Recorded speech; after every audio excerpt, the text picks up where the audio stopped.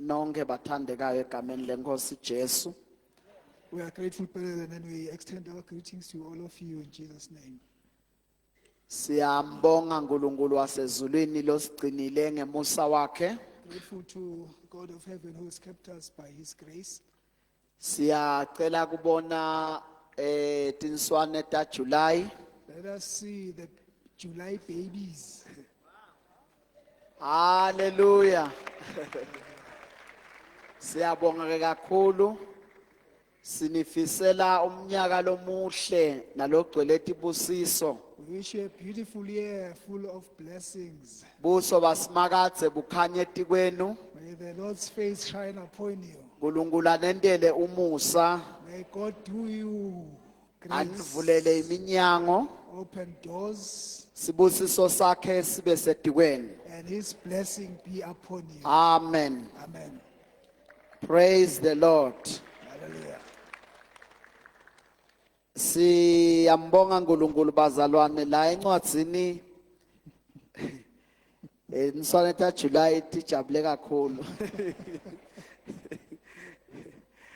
Praise the Lord. Kusho ukuthi nganyelanga tiyafuna kuphathele ikhekhe ngoba tiyakutshengisa kujabula. Siyabonga kakhulu. One day they will bring a cake so that we share. Praise the Lord. Encwadzini ke lebhalwa nguMatthew In the book of Matthew, chapter 13 verse 3 to 9 the 13th chapter, verses 3 to 9. bese kubanga 18 to 23.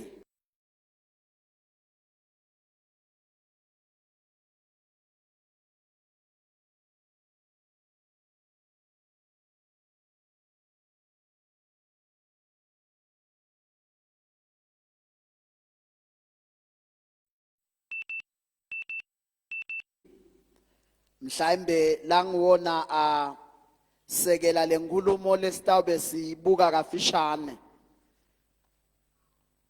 Ngiyacela ke losatholile Matthew 13 verse 3 to 9 and 18 to 23.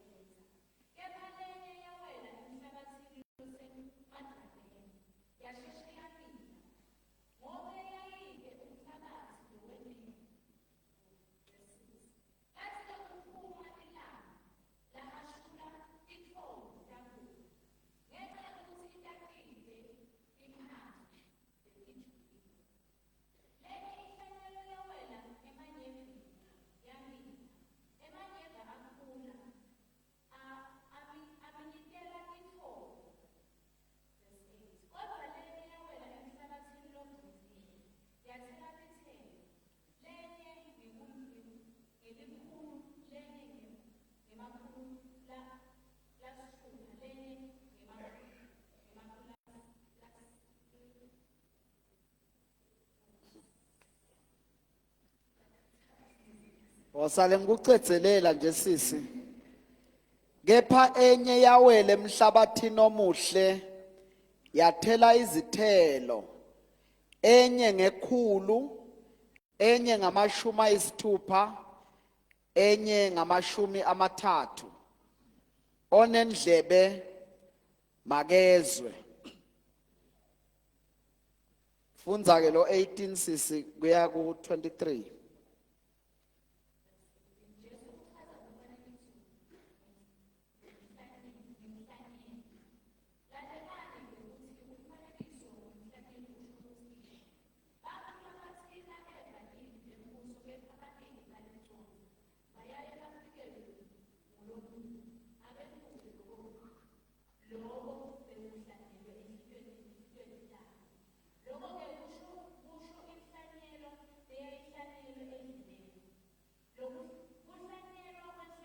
Emhlabathini losemadvaleni kusho labo labalivako livi lembuso balemukele masinyane ngekujabula, kepha ngekubate timphandze letijulile tinhlitweni tabo bahlala sikhashana nje kuthi kungevela tinhlupheko noma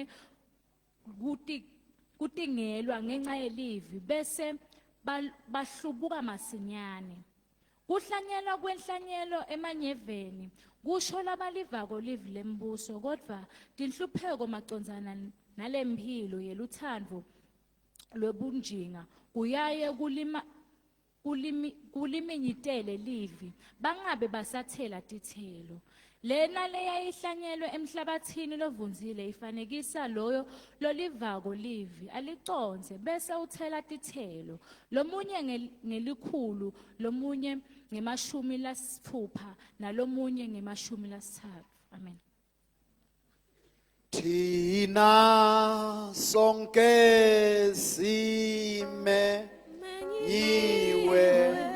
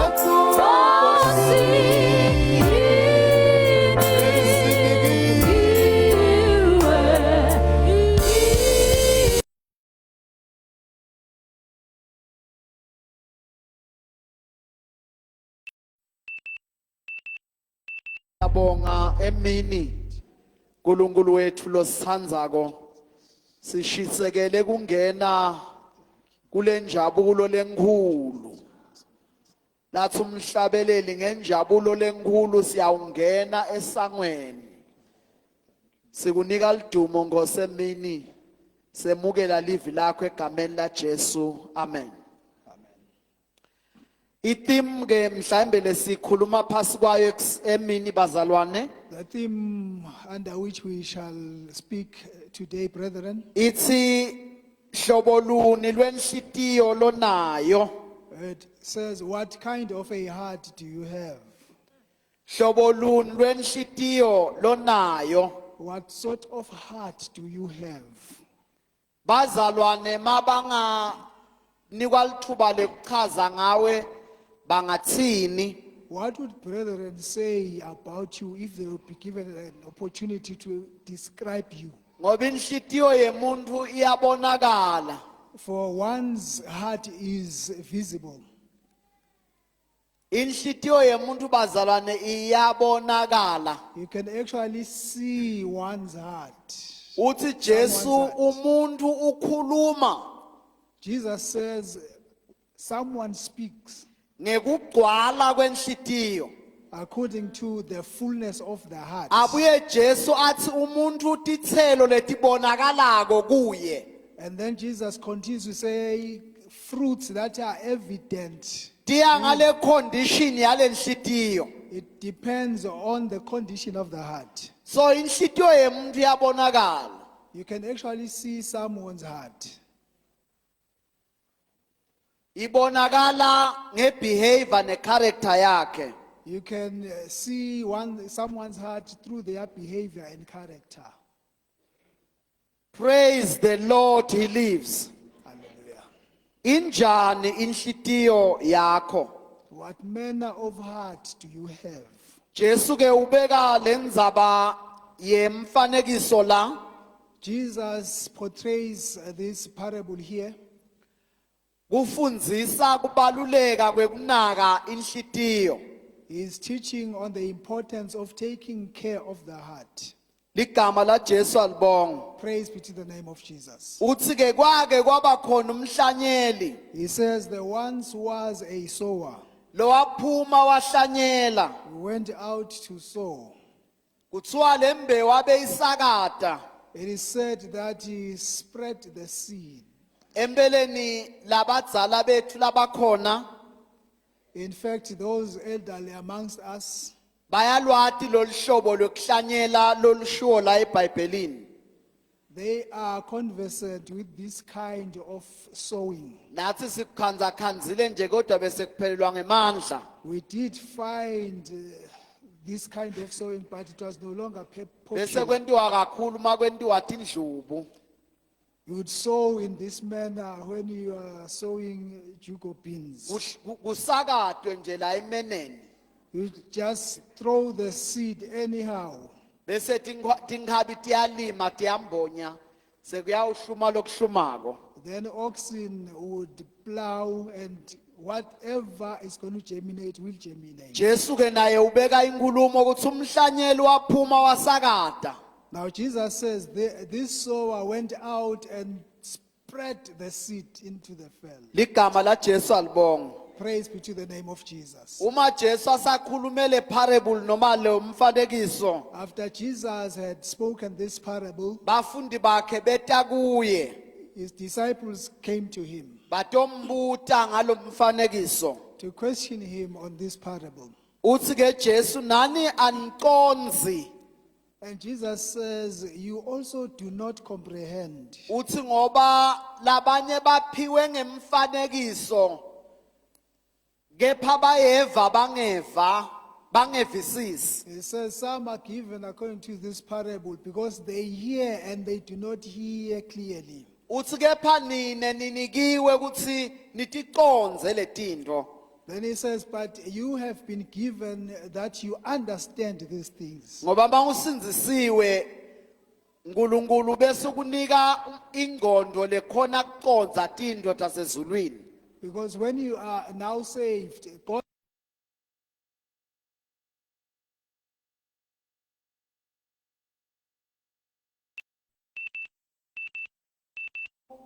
cishe kuyo yonke imfanekiso lekhona ungaphose usho ukuthi uhambe embili kule mfanekiso leseBhayibhelini if you are to rank parables in the Bible, you'd be tempted to say, this parable ranks highly. It is the most important of all. umbuto ungathi yini ukuthi lona uhambe embili Then one would ask, why would this one be ranked to be the most important? uhambe embili ngoba ukhuluma ngetinto letimbili letibalulekile It is because it speaks of two important things. ukhuluma ngembewu nangemhlaba It speaks about the seed and the soil. uma ke sesibuya enchazelweni ukhuluma ngenhlitiyo nelivi laNkulunkulu Coming to the explanation, it speaks of the word of God and the heart. ekuphileni nje bantu kuze baphile kudzinga ukuthi bathole kudla lokuhlanyelwako kumile Naturally, for people to live, there has to be things that are planted and they grow. ngiko Jesu maka tawufikelwa ngumlingi longisathane ehlane It is for that reason that when Jesus was encountered with the devil in the wilderness, waqala ngalenzawana sathane ukuthi guqula litshe libe singwa the devil started by tempting Jesus and saying, turn this stone unto bread. Jesu wamphendula wathi umuntu ngeke aphile ngesingwa sodwa And Jesus said, a man shall not live on bread alone. shothi indlela umuntu lakhiwa ngayo It means the way a person was built kufuna adle lokuhlanyelwe needs to eat that which was sown abuye adle lokuvela ezulwini and consume that which comes from heaven. ngiko ke le parable ibaluleke kakhulu kuma parables lakhona eBhayibhelini It is for that reason that this parable is the most important of them all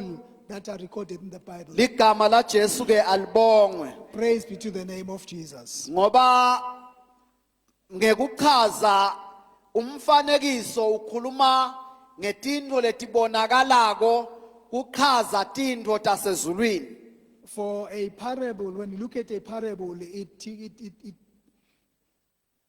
gives a picture of things from heaven that are visible on earth. Glory to Jesus. Amen. Uma ke seyichazwa lenzaba yalomfanekiso, When this parable is being explained, kuthiwa lenhlanyelo livi laNkulunkulu. it is said that the seed is the word of God. KuLuka 8 verse 11. In the book of Luke, chapter 8, verse 11, Kuthiwe lo mhlanyeli and it is said that the sower ngunoma ngubani lo memetela tindzaba tembuso wasezulwini. is anyone that proclaims the good news of heaven. Njengoba sonke silapha nje, As we are all gathered here, sonke sibahlanyeli. all of us are sowers. Ngekubuka lo mfanekiso, In view of this parable, sinikwa sithombe sekuthi njengebahlanyeli we are given a portrait that as sowers, asisakate lelivi laNkulunkulu, let us spread the word of God.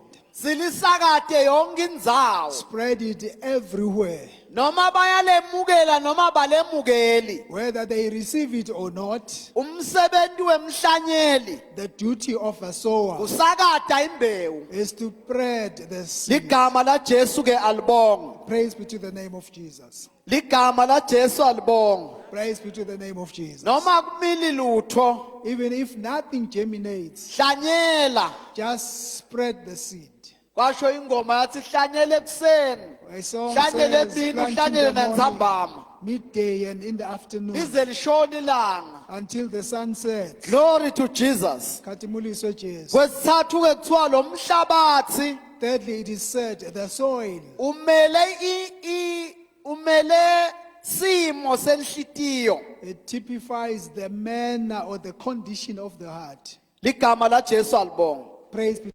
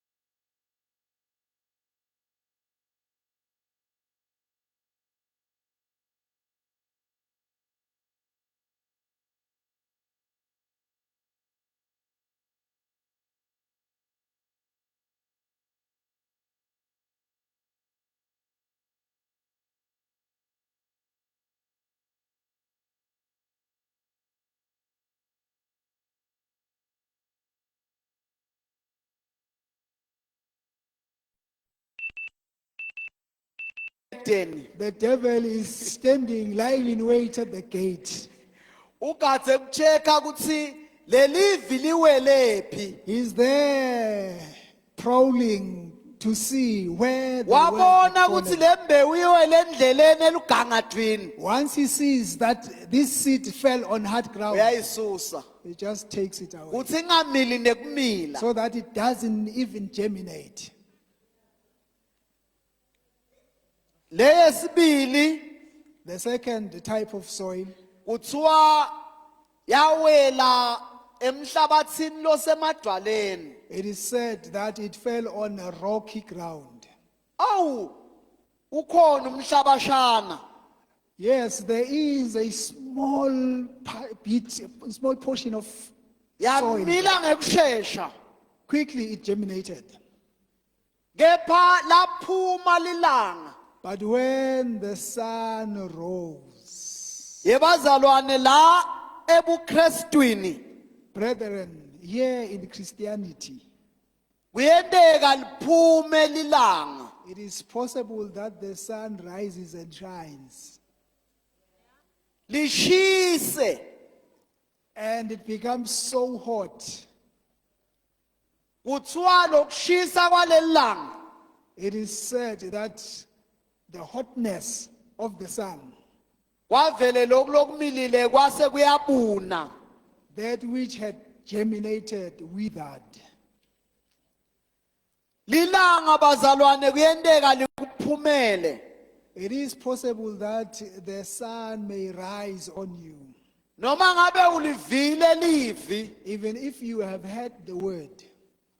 uma ngabe lenhlitiyo inematshe, But if this heart has rocks in it, nakufika lilanga when the sun rises and shines, uyayekela. you just leave everything. Bantu ke labaningi abayekeli lokwekuthi bese uyohlala ekhaya. People, when they leave the faith, they do not go and stay at home completely. Bayekelela la ngekhatsi. They just relax inside the house. Uthole ukuthi ubunile kodwa usekhona la ngekhatsi. And you find that this person has withered, but they are still in the house. Kuthiwa kumhlaba wesithathu yawela la kunemanyeva khona. It is said that the third type of soil, the seed fell on thorny, on a thorny area. Kuthiwa nakhona yamila ngekusheshsha. And it said there also it sprouted quickly. Kodwa lamanyeva asayayiminyetela. But these thorns choked this plant. Yavele yaphela. Then it could not grow anymore. Kuthiwa ke lokho ibinako nebunjinga balamhlabeni. This is said that it typifies the cares and the riches of this world. Inhlitiyo lothola ukuthi cha yona livi yalemukela. And you find that this heart does receive the word. Mane iyalithanza kakhulu live lalamhlabeni kunekuthanza uNkulunkulu. But at the same time, it is so obsessed with the worldly things than the love of God. Bese letindo tiyaminyetela lembewu Then these things suffocate this plant, kuthi bese ayitheli vele iphele nayo endleleni. that it doesn't grow and bear fruit, then it withers and dies out. Kuthiwa ke lo wesine umhlaba. It is said that there is a fourth type of soil. Kuthiwa ngumhlaba lo awumuhle. It is said it was loamy soil. Yathi mayifika lembewu When this seed came, yakhula, it germinated and grew, yasicala kuthela. and it started to bear fruits. Glory to Jesus. Khathemoliso Jesu. Yasicala kuthela bazalwane. It started to bear fruit, brethren. Yasicala kwentando.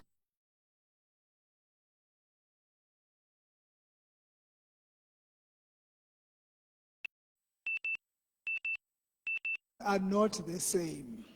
Tinhlitiyo letila endlini katifani. The hearts that are here in this room are not the same. Ligama la Jesu alibonga. Praise be to the name of Jesus. Letinye tisebentisa ema emotions. Others, they quickly turn to emotions. The emotional heart ngilena lethatha ngekusheshsha ukhamkelanga kubune kuphele. It is this kind of soil that receives this thing so quickly, but when the sun rises, everything withers. Lendlela yakaJesu asihambi Ngalesifilako. This Jesus way is not traversed according to feelings. Sihamba ngekukholwa. We walk by faith. Kunengoma le yayivame kakhulu lokwa siseyouth lapha ngenhla kule yandlu. There is a song that was so popular whilst we were still youth in that old building. Ithi siyahamba ngokukholwa endleleni ekhaya emanzini okuphumla umalusi. Glory to Jesus. Katebuliso Jesus. Siyamatha, hallelujah. We know him. Siyabonga batake bangendeleke lapha ka praise team ngalenye la. One day they will tune this one. and Lelicilongo pitch it. limnanze bazalwane ngoba lingile nshumayelo lela evini. The Icilongo Evangeli, brethren, is the preaching the word of God. Hallelujah. Hallelujah. Manje lendlela yaka Jesu asebenzisi lesikuvako kuma feelings. Now in this Jesus walk, we do not use what we feel. Uma uhamba ngalokuvako emizweni, If you go according to your feelings, Satan utakugadza ukuthi akuvise ebhlungu uze kuthi ungabuva bumnanzi bekukholwa. the devil will be there to ensure that you feel pain so that you do not enjoy Christianity. Kanzi kufuna ukuthi noma ngabe simo sithini What is important is that wathi ukuthi le ndlela ihanjwa ngekukholwa. regardless of the situation, this Jesus way is walked by faith. Le ndlela yasemanyeveni singayibita ukuthi noma ke le nhliziyo lefananiswa nemanyeva singayibita nge-distracted heart. This heart that is in the thorny areas, ngathi inhlitiyo le phambukisiwe nje. Hallelujah. Hallelujah.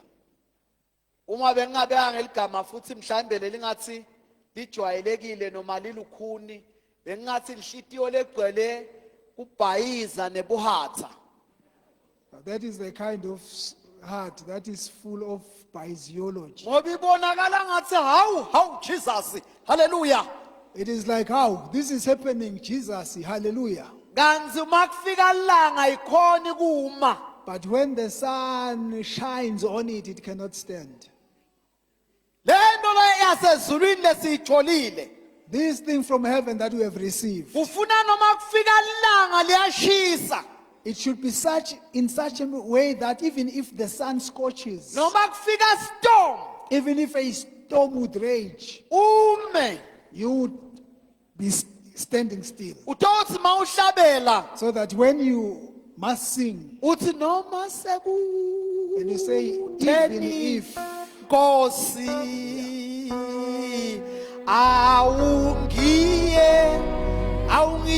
awungiyekeli. Usho ngoba uthi tema ushiswa langa. you'd say that because when the sun scorched, Wema. you'd stood. Mawungabuka hlahla la ngaphandle. If you can look at the trees outside, Tikhona letinga survive. there are those that do not survive. Netshani ebusika lobunengi buyasha. Even the grass in winter, it withers away. But ihlahla letinengi But many trees, kuyefika likhwa cold comes uhoshoke emaqembe. and leaves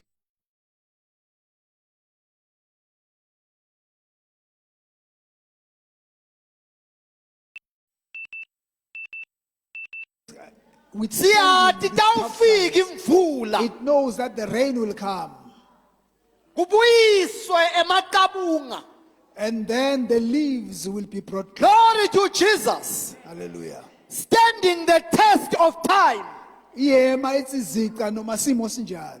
Glory to Jesus. Katimuliso Jesu. The condition of the heart Luhlobo lwenhlitiyo predicts the future of that person. lukhomba ukuthi lithini likusasa laleyo The condition of the heart loluhlobo lwenhlitiyo predicts whether the person will bear fruits likhomba ukuthi lo muntu lo utatithela imithelo or will fail along the way noma utawuhluleka lapha and ngendlela become a religious person. abe likholwa nje lelikholwako Glory to Jesus. katimuliswe Jesu We must not be Christian by name. akamele simakristu ngeligama nje It's not just being a Christian. akusiko nje kuba ngumkristu Glory to Jesus. katimuliswe Jesu But it's the condition of the heart kodwa kungilobo ihlobo that will determine lelitawukhomba whether you will stand ukuthi utawuma na when the sun scorches, uma lelilanga selihashula manje when the storms hit hard.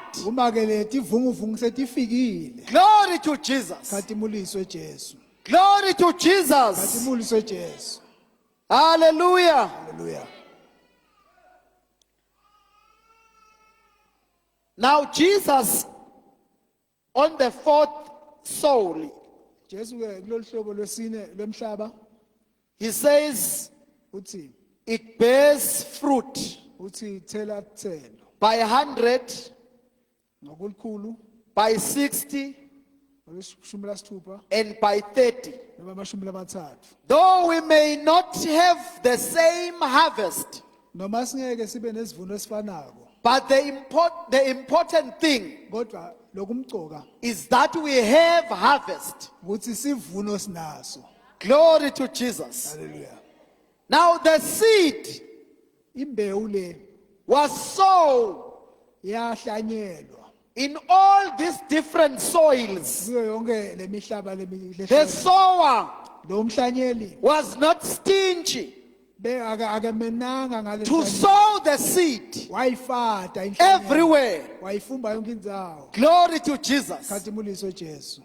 And the second thing that is important on this parable, loku kwesibili lokumcoka ke kulo mfanekiso lona the fruit is a proof lesithelo lesu sisifakazelo of a good heart. senhlitiyo lenhle We may all hear the word. sonke singaliva livi We may all be excited by the word. sonke silijabulele livi But a good heart, kodwa inhlitiyo lenhle it's a heart that will bear fruit. ngileyo letawuthela buthelo Glory to Jesus. katimuliswe Jesu Allowing the Holy Spirit kuvumela moya longcwele to bear fruit ukuthi athele tithelo through your life. asebenzisa impilo yakho Glory to Jesus. katimuliswe Jesu In John 15 verse 8, lapha encwadini yaJohane sahluko 15 verse laka 8 the Bible says, leBhayibheli lapho lithi through the fruits, ukuthi ngale tithelo people will know that we belong to God. bantu batawati ukuthi siba uNkulunkulu Glory to Jesus. katimuliswe Jesu Glory to Jesus. katimuliswe In Galatians 5:22, lapha encwadini yabaseGalatia sahluko sesihlanu the verse fruit 22 of the Spirit sithelo samoya is love, thando joy, njabulo peace. kuthula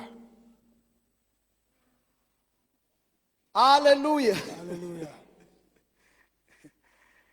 Love, thando joy, injabulo peace. kuthula Love. thando Do you love your neighbor? uyamthanda makhelwane wakho na Do you love the unbelievers? bathanda labangakholwa Do you na pray for them? uyabathandazela na Because love is demonstrated. ngoba luthando lolu luyakhonjiswa Joy. njabulo If we are fully saved and anointed by the Holy Spirit,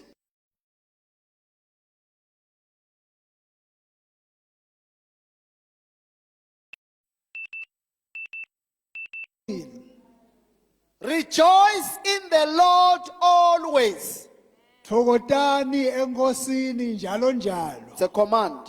kungumyalo Be at peace with everyone. benekuthula nabo bonke bantu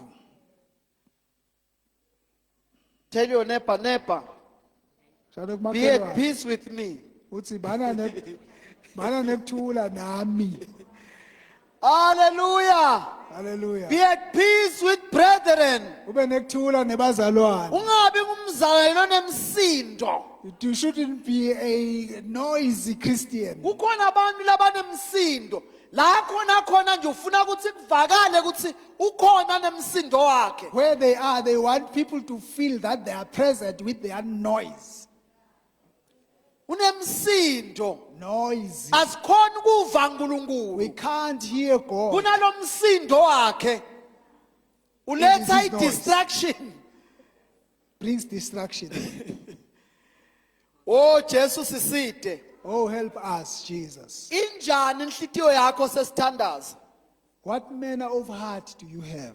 Hlola inhlitiyo yakho. Just check your heart. Cela uNkulunkulu. Ask God Uthi uNkulunkulu, and say, God, ngiside help me. inhlitiyo yami My heart, ibe ngumhlaba lomuhle. so that my heart becomes good soil. Njalo mawuye enkonzweni, Each time you go to church, ungeti nje, you do not just come kepha casually, ute nenhlitiyo lelambele livi. but you come with a heart that is a hunger yearning Lithi for the word. selifikile lelivi, And when the word comes, ulemukele ngenjabulo. you embrace the word with joy. Bese ushisekela kulenda And then you yearn to do the word kuze ubone tithelo talelivi. so that you see the fruit of the word. Ligama la Jesu alibonge. Praise be to the name of Bani Jesus. ngumzalwane lothandzanako. Be a Christian that is full of love. Vuma ngekuthandzana.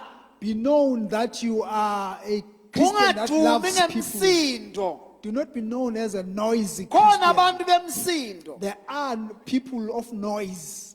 Noma ngabe ngumhlangano wekomiti nje. Whether it's a committee meeting, Noma ngabe konke kukahle.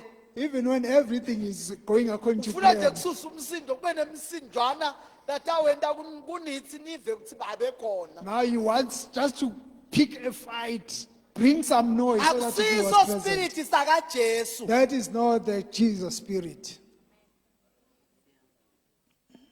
Ayikabi. Not in the name of Jesus. Noma siyakhonda. Whether we worship, Ufuna nje kubuka ukuthi yini longasusa ngayo umsindo. you want to pick something that you can use to cause Sifocus a noise. Jesu wena ubuka ukuthi yini into longayithola manje ususe nje umsindo. We are focused to Jesus. You are looking at something that can lead to you causing a noise. Bani nekuthula kwasezulwini. Have the peace from heaven. Hayi kunengoma ecilongwe eculweni laseNazarini. There is a song in the book of the song book of the Nazarene. Ithi ukuthula kwakhe kusenhlizweni yami. Ngikuzwa manje sengiyofaka zanga kokubantu momoya oyigcwele kungokwami lokukuthula ngizwa manje.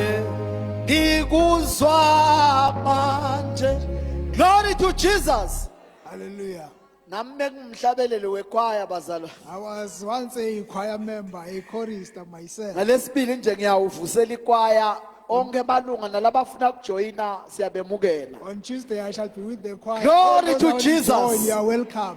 The peace of God Kuthula kwaNkulunkulu. kwengamela inhlitiyo yakho. Let it rule your Ube heart. ngumuntu wekuthula. Be a person of peace. Nasemndenini bathi ukuthi ungangena wena Even in your family, they should know noma that once you enter, bebaxokozela even when there was bathi commotion, ukuthi sekungene peace they should know that peace has ngoba arrived. ungenwe Prince of Peace, Because in them there is the Prince of Peace. Jesus Christ, Long Jesus Christ, inkosi yekuthula, Prince of Peace. the King of Salem.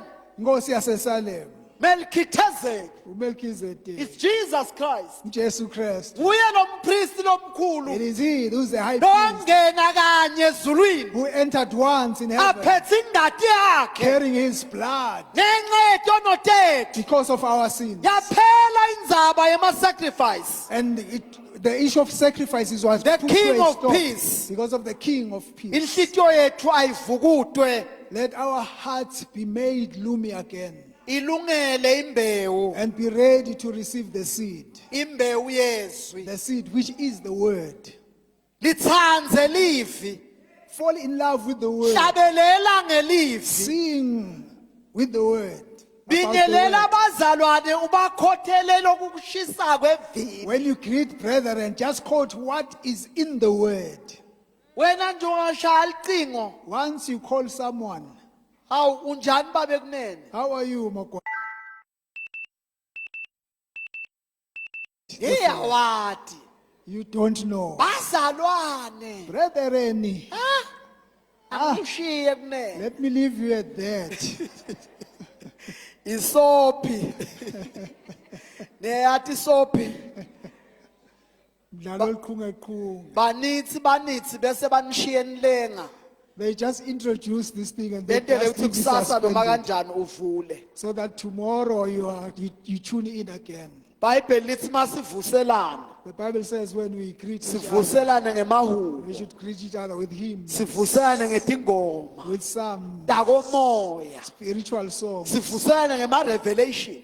Greet each other with Hey revelations. ngithe ngisafunza. Whilst I read, Inkosi yembula. the Lord revealed, Ngiyashaya emoyeni. I am on Hayi fire. in the ngiyaliva spirit. lelivi. I feel this word. Ingene kulelivi. It is in me, Emoyeni wami. in my spirit.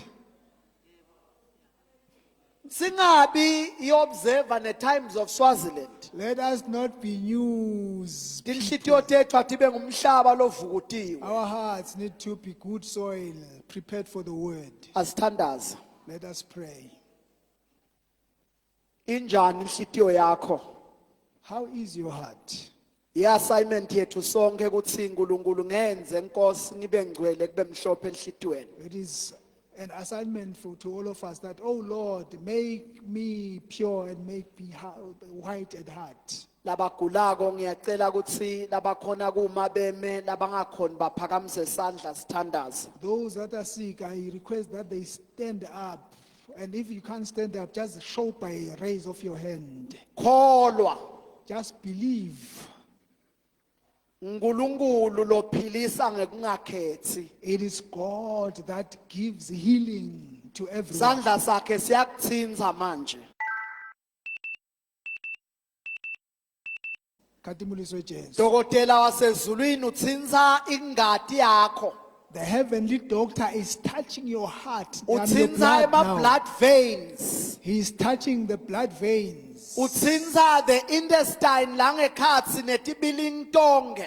The intestines and Konke everything lokuphatha inside. umsimbilo yakho namhlanje. Everything that disturbs your life now. Lo umile ungene wadini. As you are standing up, you are in the heavenly Wabuye world. wayongeniswa e-theater room. And you have been taken to the theater room. Kune specialist It's called a specialist. specializes in every sickness. Ungqongqoshe wato tonke tifo.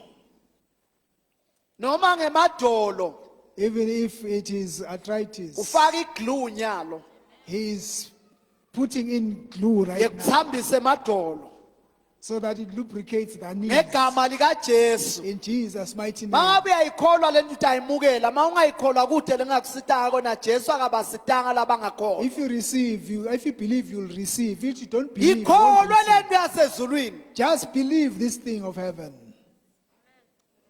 Babe ngegama likaJesu Kristu lophilako. Sibonga nalilivi lakho leliphilile. Naba Nkosi bemembi kwakho. Bakholwa livi. Kwekuthi Jesu wehla. Wahlupheka endzaweni yethu. Washaywa imivimba. Kuze thine siphiliswe. Basemile uNkulunkulu. Shisa kufa kusuka enhloko kuyophuma elitwaneni shisa kufa engatini, shisa kufa kuma blood veins, shisa kufa emisipheni, shisa kufa emathanjeni, shisa kufa enhlitweni, shisa kufa emaphashini, shisa kufa emadolweni. Ngegama lika Jesu lophilako, lomlilo lodlako awukudle lokufa. Ngegama lika Jesu ophilayo, abaphiliswe in the name of Jesus. We declare their healing, we declare their deliverance in the name of Jesus. They are healed in Jesus' name. They are delivered in Jesus' name. Siyabonga babe sikunika lidumo. Siyayimukela le grace of healing ngekukholwa egameni la Jesu Kristu. Amen. Linamandla izwi lakhe